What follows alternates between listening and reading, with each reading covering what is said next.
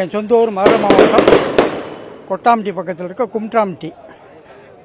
நான் 1980 வெள்ளச்சாமிங்களோட ஜெமினி கலர் லேபில் எடிட்டர் இருந்தேன். அப்போ இவர் புதுமையாக நிறையா படங்களை பண்ணதை பிடிச்சி இவரோட ரொம்ப பயணித்தேன். இளவரசுங்கிறது எங்கள் ஊர் எம்எல்ஏ மயன், அவரோட சேர்ந்து இது கேமராமேனெல்லாம் பயணித்தார். 90 அவர் ஒரு படம் புதுநெல் புதுநாத்துங்கிற ப்ரொடியூசராக போட்டு அதில் ஜாயின் ப்ரொடியூசர்லாம் என்ன சேர்த்தாங்க. ஐயாவுக்கு இன்னைக்கு உண்மையிலே ஒரு தமிழ்நாட்டில் ஒரு புதுமையாக உருப்படினார். சாதியெல்லாம் அவருக்கு சத்தியமாக கிடையாது. என்ன, அவர் சாதியவாதியாக சொல்லக்கூடாது. எல்லா இளையராஜா ஐயா இருக்காரு, எல்லாருமே வளர்த்து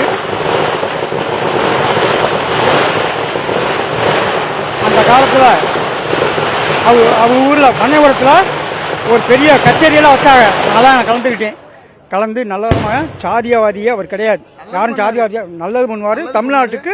அதுவும் தேனி மாவட்டம் இந்த அளவுக்கு உயர்த்தினோட ஒரு உயர்த்தி இன்னைக்கு உலகம் பூரா நம்ம அதிகம் என்ன வாழ்த்து கொடுத்தாரு.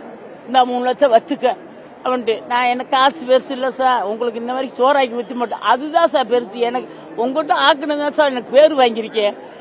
நான் சாதாரண ஒரு கஞ்சியாச்சு வந்தவன் இருந்தாலும் நீ சொந்தக்காரி இல்லையா, வந்துட்டீல பாசமா, அதை எதுவும் பெருசா பேசுற அப்படின்னு அப்படி இன்னைக்கு அவர் என் கூட பேசுற மாதிரி இருந்துச்சு. அப்படிலாம் நடந்தாருப்பா. அவர் மாதிரி இன்னைக்கு யாரும் வர முடியாது. இன்னைக்கு இந்த அவர் ஆத்துமா சேர்ந்து சரி உலகம் முழுவதும் இப்ப பாக்குறாங்க. அவரு சமைச்சு போட்டதுனாலதான் இன்னைக்கு உலகம் முழுவதும் அதை பண்ணிட்டு இருக்க. அப்புறம் சொல்லுவாரு, ஒரு நாடகம் என் கூட நடிகை, நான் இத்தனை வருஷம் உனக்கு சோறாக்கிட்டு இருக்கேன் கெஞ்சுவேன், உண்டா போட்டுருவேன், உன்னை ஊரே பார்க்கட்டேன் அப்படின்னு. இன்னைக்கு அந்த ஆத்து மாசம் இருக்கா அவருக்காக நான் இனி பேச வச்சுட்டாங்க. இவங்க நாங்களும்னா கூட அவங்க கூப்பிட்டுருச்சுங்க பெண்சுக்கு.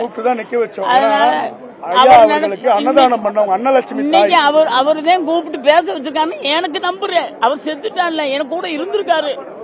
அது எனக்கு நல்லா தெரியுது. ஏன்னா அவர் பாசமா இருந்தாரு.